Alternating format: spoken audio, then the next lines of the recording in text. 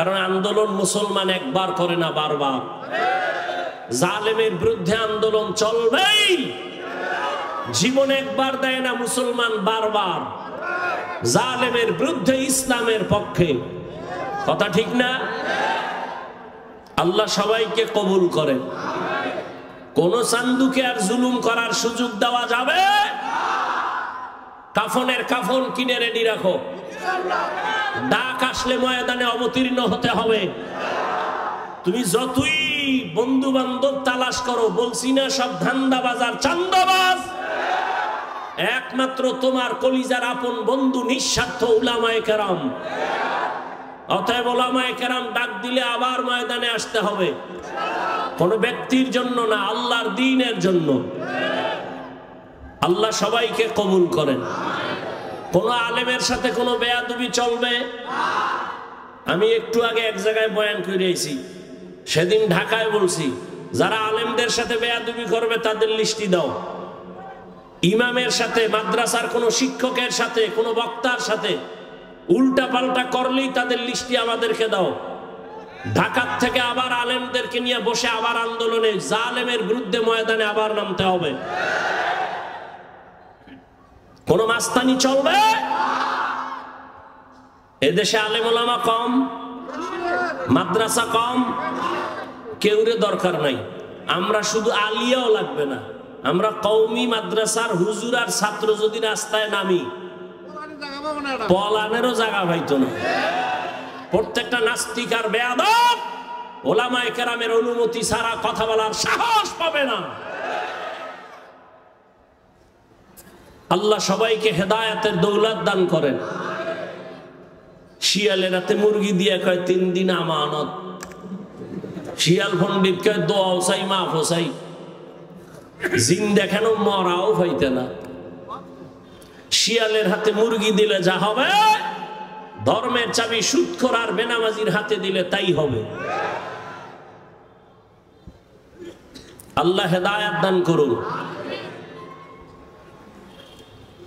তো যে কথা বলতেছি, উঠা বসা করলে আমি মোনাজাত দিয়ে দিই। কথা বলতে অনেক কষ্ট হয়, সাউন্ডটা আমার মনের মতো পাই না, এই জন্য। তারপরে আপনাদের মোহাব্বতে বলতেছি, কারণ সবকিছুর ঊর্ধ্বে আপনাদের দোয়া। বক্তার এলেম আর আমলে বয়ান হয় না, জীবন মনে রাখবেন। এলেম আর আমলের বাহাদুরি দিয়া বয়ান হয় না, বয়ান হয় শ্রোতাদের অন্তরের মোহাব্বত আর আকর্ষণের উপর। আর রহমত কার? জোরে বলেন। ইয়া আইয়ুহাল্লাযীনা আমানুত্তাকুল্লাহা আকুলু কাওলান সাদীদা। হে মুমিন, আল্লাহকে ভয় করো, জবানের হেফাজত করো। জবান বড় দামি একটা অস্ত্র, আল্লাহ পাকের অন্যদিকে বড় নেয়ামত। এই জবান হেফাজত কেমনে করবা? তোমার ইচ্ছার বিরুদ্ধে জবান দৌড়ায়। হাত যদি অন্যায় করে, রশি দিয়া পেঁচাও, বেঁধে রাখো, আর অন্যায় করতে পারবে না। পা যদি অন্যায় ভাবে হাঁটে, পাও 2টা বেঁধে দেওয়ার হাঁটতে পারবে না। কান যদি অন্যায় আওয়াজ কানে নেয়, পট্টি লাগায় দাও, কান হেফাজত হয়ে যাবে। ভালো করে বুঝো, চোখ যদি অন্যায় কিছু দেখে, চোখের সামনে কালো আয়না লাগায় দাও, দেখবে না। বুঝেন, ভালো করে বুঝেন। হাত অন্যায় করলে বাধা যাবে, হেফাজত করা যায়, কন্ট্রোল করা যায়। কান অন্যায় করলে কন্ট্রোল করা যায়। চোখ অন্যায় করলে পট্টি লাগাও, আয়না লাগাও। কিন্তু জবানটা যদি অন্যায় করে বারবার, এটারে আটকাইবেন কেমনে? রশি দিয়া বাঁধা যাবে, কষ্টে লাগানো যাবে। জিহ্বা কেমন একটা বড় আল্লাহর অস্ত্র, এখানে কষ্টে পেয়ে ধরে না। ধরে? সুগারগুলো ধরবে? ধরবে না। তো জবানটারে কেমনে কন্ট্রোল করবেন? মুখের উপরে কষ্টে লাগাবেন? কয় না। এবার আল্লাহ দয়া করে একটা পরামর্শ দিতেছেন, ও বান্দা আমি জানি, তোর থেকে বেশি জানি। হাতেরে আটকাইতে পারবি, কান আটকাইতে পারবি, চোখ আটকাইতে পারবি, পা পারবি, কিন্তু জবানটারে তুই দুনিয়ার কোনো রশি দ্বারা বাঁধতে পারবি না। এটার জন্য আমি আল্লাহ কুদরতের একটা মেডিসিন দিছি, ওই মেডিসিন লাগায় দে, জিহ্বা কন্ট্রোল হয়ে যাবে। ওই মেডিসিন আমার আল্লাহর দেওয়া, মেডিসিনের নাম হলো তাকওয়া। हर के दारत खौफ हकदार दिल मदम जन्नतुल मअवा देहद रामकम जुज़बा हक़ची ज़े मखाज़ इंसुजा फज़ले उहा मस्ते दर जुमला जहां। ताकवा मानी अल्लाहर भय, ওই আল্লাহর ভয় নামের মেডিসিন দিয়া জবানটাকে আটকাইয়া দাও। আল্লাহর আদালতে দাঁড়াইয়া হিসাব দেওয়ার ভয়, এই ভয়ের নাম তাকওয়া। কয় ভয়টা অন্তরে ঢুকাইও। কয় কোথায় পাবো এই ভয়ের মেডিসিন? আল্লাহ বলেন যারা এই জমিনে আমার প্রিয় গোলাম, আমার প্রিয় বান্দা আহলুল্লাহ, এদের নেক নজর লাগাও, অন্তরে তাকওয়া চলে আসবে, আল্লাহর ভয়। আমি এখানে যদি আপনাদের প্রশ্ন করি, আপনারা কারা কারা আল্লাহকে ভয় করেন? সবাই দোনো হাত উঠাইবে। চালাক যারা তারা পাও দুইটা উঠায় বলবে আমরা হুজুরগো থেকে বেশি আল্লাহরে ভয় করি। যদিও নামাজ পড়ি না, তবে আমগো ঈমান তাজা আছে না? চালাক বলবে আমরা নামাজ না পড়লে আমগো দিল পরিষ্কার। সবাই বলবে আমি আল্লাহকে ভয় করি। আমিও বলি আমি আল্লাহকে ভয় করি। তুমি নামাজ বাদ দিয়ে বলো আল্লাহকে ভয় করি, আর আমার না আমি নামাজ ঠিক রাইখা বলি আল্লাহকে ভয় করি। আসলে আল্লাহর ভয় কি জিনিস সেটার হাকিকত এখনো জানি না রে বাবা। আল্লাহর ভয়ের হাকিকত উদাহরণত এমন বলি, একটা সন্তান মা বাবাকে ভয় করে বলে তার প্রমাণ, সন্তান মা বাবার সামনে কখনো অন্যায় করে না। কেন? শাস্তির ভয়। ঠিক একটা শিক্ষকের ছাত্র ভয় করে, তার প্রমাণ ছাত্র শিক্ষকের সামনে অন্যায় করে না, শাস্তির ভয়। ঠিক এই জমিনে যেই বান্দা, যে বান্দি আল্লাহকে ভয় করবে, ওই বান্দা গলায় ছুরি লাগাবে, দাড়ির মধ্যে ছুরি লাগাবে না। हर के दारत खौफ हकदार दिल मदम जन्नतुल मअवा देहद रामकाम। আল্লাহর ভয় অন্তরে জমা করো হে মুমিন। কেমন আল্লাহর ভয়? রহমতের নবী বিদায়, আবু বকর সিদ্দিক রাদিয়াল্লাহু তাআলা আনহু খেলাফতের দায়িত্বে রাষ্ট্র পরিচালনা করতেছেন। একদিনের ঘটনা, তার স্ত্রী একদিন বলেন, ও খলিফাতুল মুসলিমিন, আমার একটু মিষ্টি খাইতে মনে চায়। আবু বকরকে বলতেছেন কোন সময়? যখন আবু বকরের আঙ্গুলের ইশারায় পুরা রাষ্ট্র চলে। টাকার অভাব আসেনি? বিবি বললেন একটু মিষ্টি খাইতে মনে চায়। আল্লাহর ভয় কাকে বলে? এবার স্ত্রীর কথা আবু বকর বলে, ও বিবি, মিষ্টি খাওয়ানোর মতো টাকা আমার কাছে নাই। এর নাম আল্লাহর ভয়। রাষ্ট্র পরিচালনা করতেছেন, টেলিফোন করলেই তো টাকার পাহাড়, কিন্তু আবু বকরের মতো গোলাম আল্লাহর ভয় নিয়ে বলে, ও বিবি, তোমাকে মিষ্টি খাওয়ানোর মতো টাকা নাই। ও পর্দার আড়ালের মা বোনেরা ভালো করে শুনেন। স্ত্রী কিছুদিন চুপ হয়ে গেল, কিছুদিন পরে আলাদা কিছু টাকা দিয়া বলে, ও খলিফাতুল মুসলিমিন, আপনার কাছে টাকা নাই মানলাম, আমি আলাদা কিছু টাকা দিলাম, এই টাকা দিয়া মিষ্টি এনে দেন। আবু বকর সিদ্দিক রাদিয়াল্লাহু তাআলা আনহু তিনি বললেন, এই বিবি টাকা পাইলা কই? আপনারা জিগাইবেন নি বউরে? জীবনেও না। আমনে কইবেন সাব্বাস, এরম চুরি কইরা পারলে আরো দিও। এটাও বলে ঠিক আন্দাজি। আবু বকর বললেন, বিবি টাকা কই পেয়েছো? এবার বিবি কি কয় শুনেন। বিবি কয়, আপনি যে মাসে মাসে বেতন পান সরকারি কোষাগার থেকে, ওই বেতনের কিছু টাকা আমি বাঁচাইয়া জমা করছি। এবার দেখেন আবু বকর কি কয়, তাহলে তো বুঝলাম আমার বেতনের টাকার থেকে এই টাকাগুলো বাড়তি, এই টাকা না হইলেও তো সংসার চলে। তাহলে আগামী মাস থেকে বেতনের এই টাকা কমাইয়া নিব, এই টাকা কমাই নিব, আমার বেতনে এত টাকা লাগে না। এর নাম আল্লাহর ভয়। রামগো দেশের আল্লাহর ভয় দেখছেননি? সুইস ব্যাংকে আল্লাহর ভয়, 10 তলা বিল্ডিং, কোটি কোটি কোটি কোটি, কত হাজার কোটি খবর নাই। ও আল্লাহর বান্দা, আল্লাহর ভয় যতদিন না আসবে ততদিন পর্যন্ত বান্দার জীবনটা কন্ট্রোল করা সম্ভব হবে না। আর এটাও চির সত্য, আল্লাহর ভয় ততদিন পর্যন্ত আপনার অর্জন হবে না যতদিন পর্যন্ত আল্লাহর ওলিদের বন্ধু হবেন না। আউলিয়ারা কারে উকবা ইখতিয়ার, জাহেলারা কারে দুনিয়া ইখতিয়ার।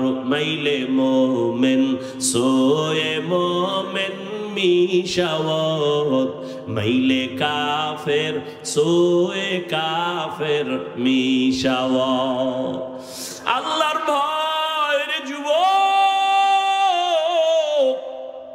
আমিও যদি তোমার মতো প্যান্ট শার্ট টাই লাগাইয়া দাড়ি কামাইয়া রাস্তায় বাহাদুরের মতো ঘুরতাম, কেউ আমারে বাধা দিত না রে বাবা। ও ইসলামপুরের মুসলমান, ইসলাম কই? ইসলামপুরের মানুষের মধ্যে ইসলামের বড় অভাব। কি ঈমান আলী নাম রাখছে, তাজা বেঈমান, নাম হইল ঈমান আলী।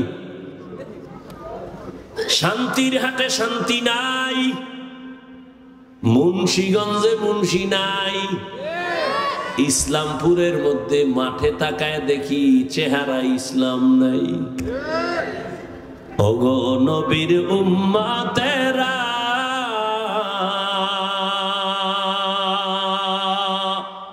হয়ে আজি দিশাহারা, কোরআন হাদিসের চলো যখন যাহা চায় মনে, নবী বিনে কে তরাবে পুলসিরাত মিজানে, নবী বিনে কে তরাবে পুলসিরাত মিজানে। এরে নবীর উম্মতের দল, ও আমার কলিজার যুবক, কয়দিন আর হায়াত নিয়ে বাঁচবা এমন একটা দিন নাই যুবকের লাশের খবর নাই। ও যুবক বাবা, এতক্ষণ যে আমি চিল্লাইয়া তোমার সামনে কথা বললাম, একবারও বলি নাই আমি 5 কল্লি মাথায় দিয়েছি তুমিও দাও, না হয় জাহান্নামে যাইবা। আমি কওমি মাদ্রাসার সন্তান, তুমি যদি কওমিতে না যাও তোমার কপাল নষ্ট হবে বলি নাই। আমি তাবলীগের সন্তান, আমি পীরের মুরিদ, একবারও বলি নাই তাবলীগ আর পীরের কাছে না গেলে জাহান্নামে যাইবা। আমি তোমাদের কি বুঝাইতে চাই বাবা? আমি এ কথা বলি না হুজুর হও, পাগড়ি লাগাও, তসবিহ পড়ো না রে বাবা।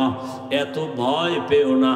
তুমি স্কুলে পড়ো, তুমি কলেজে পড়ো, তুমি চাকরি করো, তুমি ব্যবসা করো, তোমার জায়গায় থাইকা কেমনে তুমি মদিনার পথ ধরবা, জান্নাতের পথ ধরবা, এই কিছু পরামর্শ দেওয়াই হলো আমার কাজ। ও বাবা, পরামর্শ দিয়া যায়, নবীর তরিকা ছাড়া শান্তির কোনো পথ নাই। আজকে দেখো ইসলামপুরের ময়দানে হাজার হাজার হাজার হাজার এত মানুষ, এর টাকাওয়ালারা যদি এতগুলো মানুষ এই ইসলামপুরের কোনো মাঠে জমা করতে চাইতো, কত পেরেশানি তার মাথায় আসতো। এই মানুষগুলোরে আসা যাওয়ার ফ্রি গাড়ি দেওয়া লাগতো, বসার জন্য ভিআইপি ব্যবস্থা, এরপরে ফাঁকে ফাঁকে নাস্তা, নাস্তা না দিলে আবার চেয়ারের বাড়ি। আবার এই মানুষগুলো সব টাকা দিলেও এই জান্নাতি মানুষ এই প্যান্ডেলে আসতো না। এলাকার যত গাঞ্জাখোরেরা সব এসে হাজির হইতো, আর এখানে সব জান্নাতি মানুষ, দাড়িওয়ালারা, আলেম ওলামারা নিজের টাকা দিয়ে ভাড়া দিয়ে এখানে আসছেন। বসার বিছানাটাও ভালো না, দুনিয়াতে এর থেকে নিম্ন বিছানার নাই। অনেকে জায়গা না পায় দাঁড়ায় বসে আছে, কেউ বসে আছে, কে বড় কে ছোট, কে আলেম কে মূর্খ, কে ধনী কে গরিব, কোনো ভেদাভেদ নাই, চুপচাপ বসা।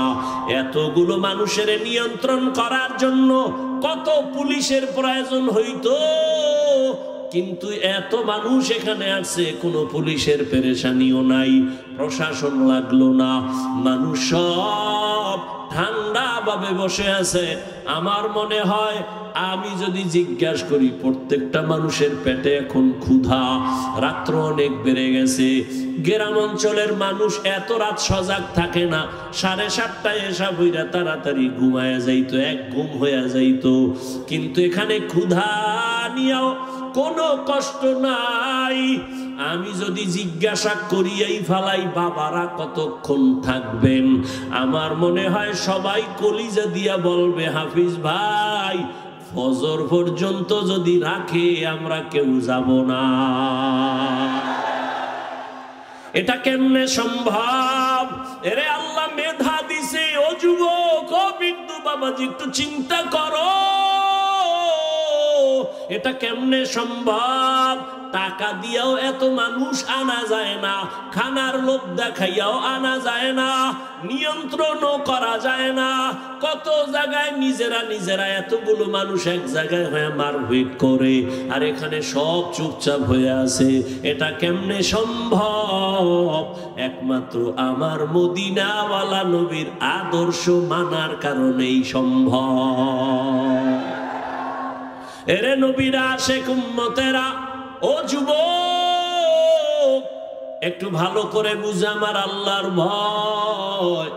আজকে টুপি মাথায় দিলে মাথা গরম, তোমার থেকে কম বুঝি না রে বাবা। আজকে দাড়ি রাখলে যৌবনের ভাব চলে যায়, তাও বুঝি। লম্বা জামা পরার কারণে শরীর গরম লাগে, কম বুঝি না। এরপরেও কেন টুপি ছাড়ি না, নামাজ ছাড়ি না, বেপরদায় চলি না। এখানে আপনারা যারা বসা আছেন সবাই মুসলমান, আমিও মুসলমান। আপনাদের আল্লাহ আমার আল্লাহ এক নাকি দুই?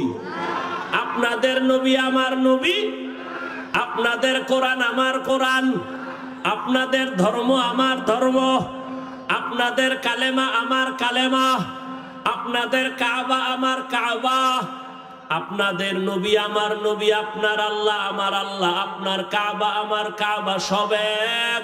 দুনিয়াতে আসছি তাও এক, বিদায় বেলা কাফন হবে 3টা, তাও এক। আমি বক্তার সম্মানে একটা কাফন কেউ বাড়াইয়াও দিবে না। এই এলাকার গরিব মরিয়া গেলে একটা কাফন কেউ কমাইয়াও দিবে না। কোটিপতিরও যেমন 3টা কাফন, গরিবেরও তেমন 3টা কাফন। ও আল্লাহর বান্দারা, কালার হবে আলাদা না এক? কি কালার? সাদা। কাফনের উপরে লেখা থাকবে বড় হুজুরের লাশ, এমপি সাহেবের লাশ। কে ধনী কে গরিব, কে আলেম কে মূর্খ, কে ইমাম কে মুক্তাদি, কে বক্তা কে শ্রোতা, কে পীর কে মুরিদ। আজকে আমি বক্তা বক্তা ভাব যতই দেখাই না কেন, তুমি টাকার গরম যত দেখাও, সাদা কাফনে যেদিন ঢুকবা সব বাহাদুরি শেষ হয়ে যাবে।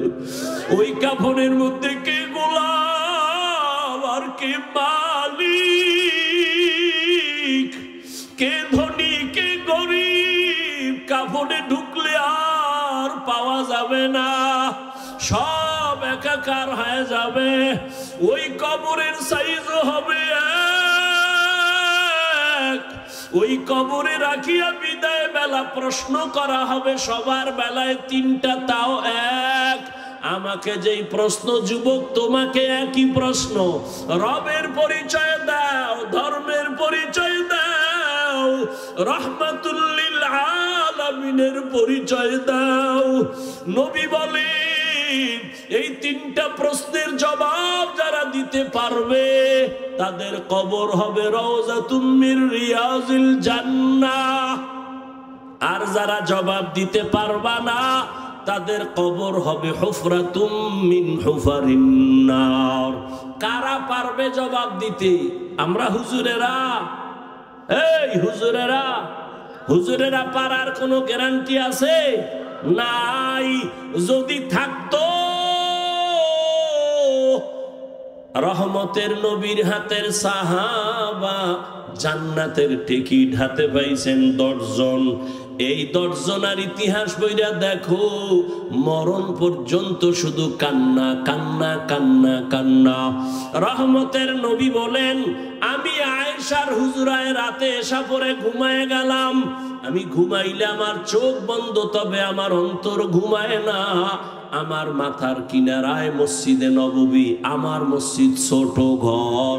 হঠাৎ ঘুমের মধ্যে রাতের বেলা গভীরে শুনি কান্নার আওয়াজ। আমি হঠাৎ চোখ খুললাম, কে কান্না করে? আমি আস্তে আস্তে উঠলাম। ঘুম থেকে উঠা আমি বের হইয়া দেখি নামাজের মধ্যে একজনে দাঁড়ায় দাঁড়ায় কান্না করে। সাধারণ কেউ কাঁদে না, আমার জান্নাতের সাহাবী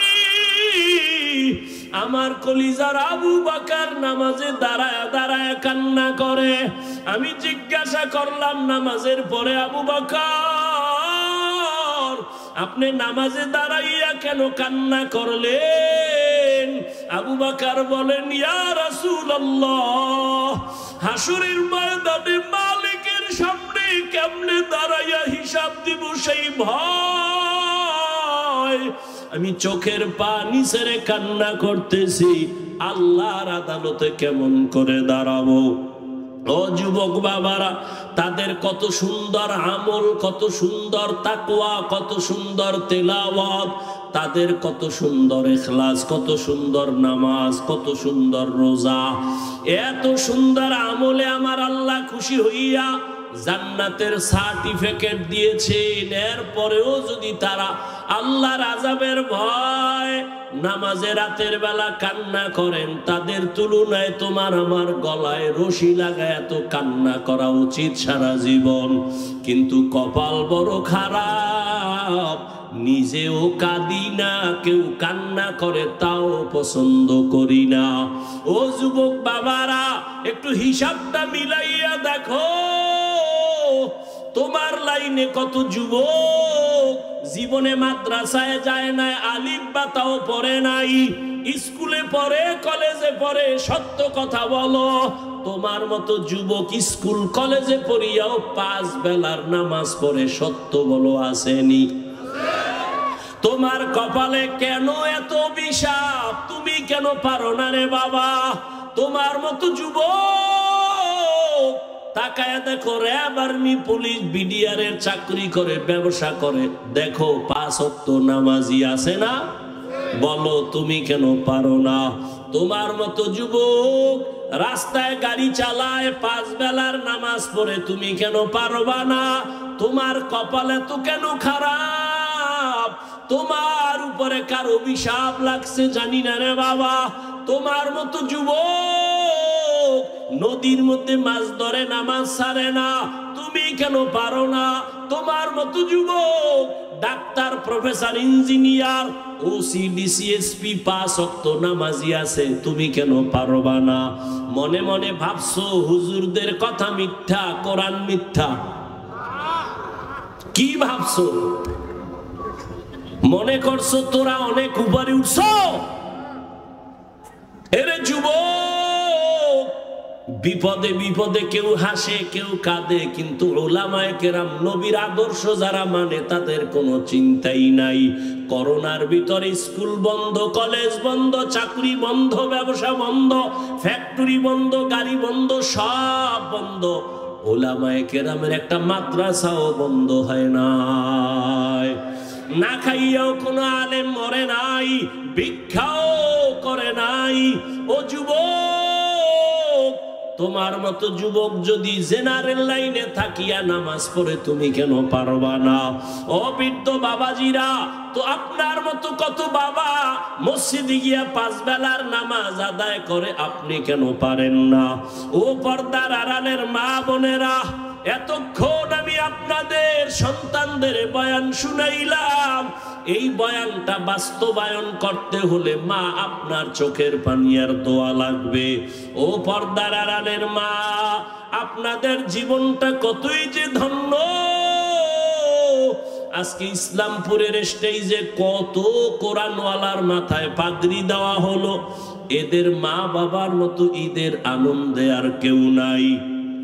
ও পর্দার আড়ালের মা, মনে কি চায় না একটা আদর্শ সন্তানের মা হইয়া কবরে যাবেন? আপনারা তো নবীদের মায়ের মতো দামি মা, সাহাবায়ে কেরামদের মায়ের মতো দামি।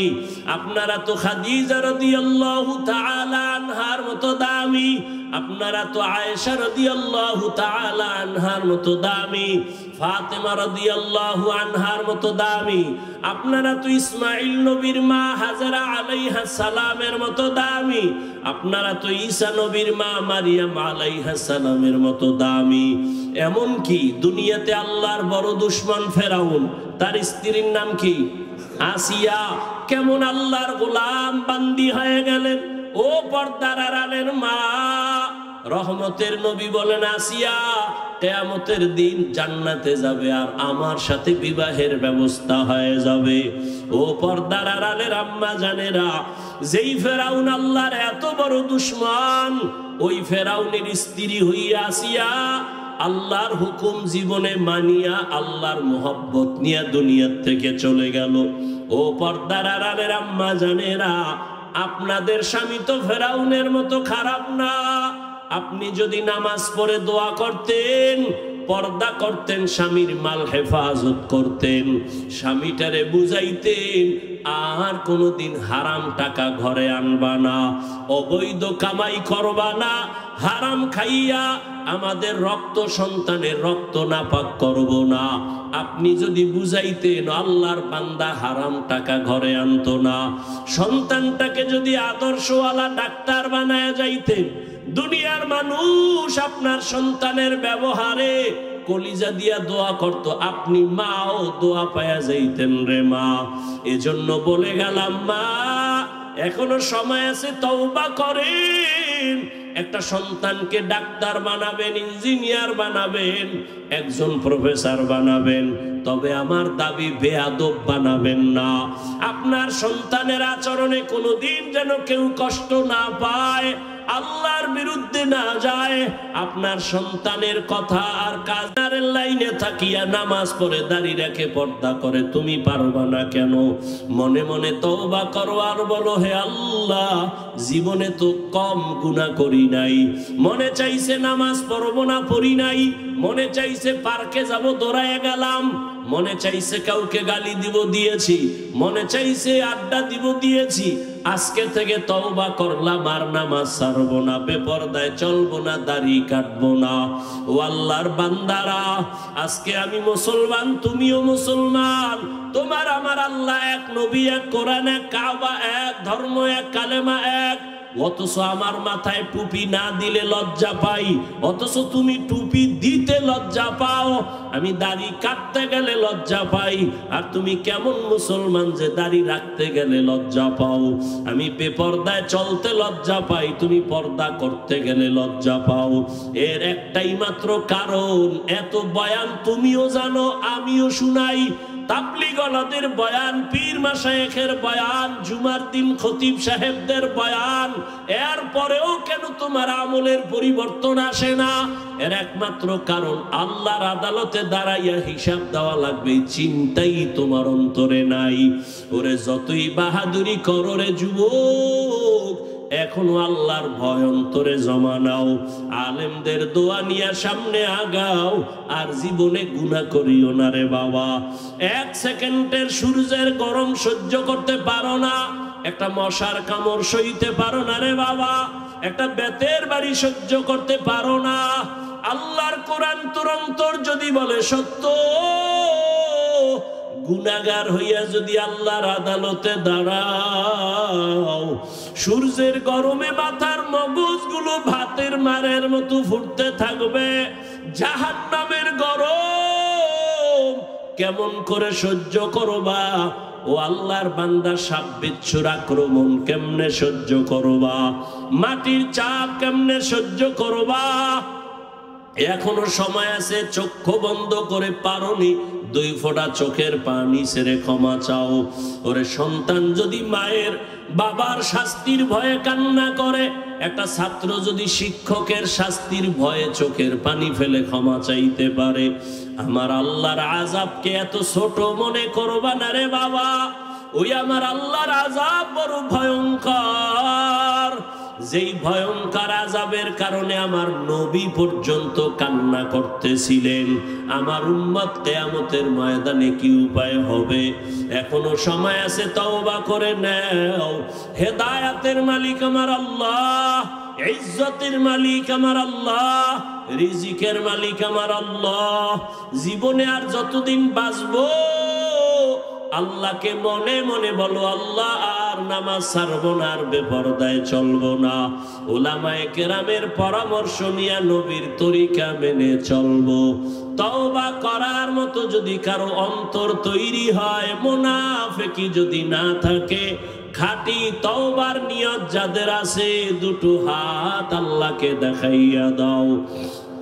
আয় আল্লাহ, আপনি হাতগুলো কবুল করে নেন, তওবা কবুল করে নেন।